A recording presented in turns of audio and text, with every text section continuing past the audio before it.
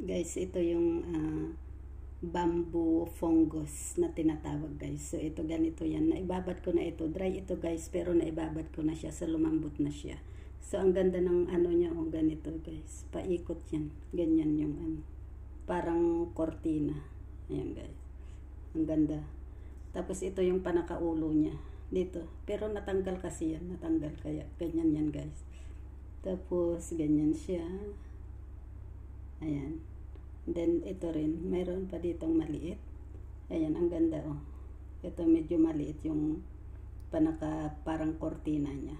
So, ito guys, yung tinatawag na fungus. Bamboo fungus. Gagamitin ko ito guys sa sabaw.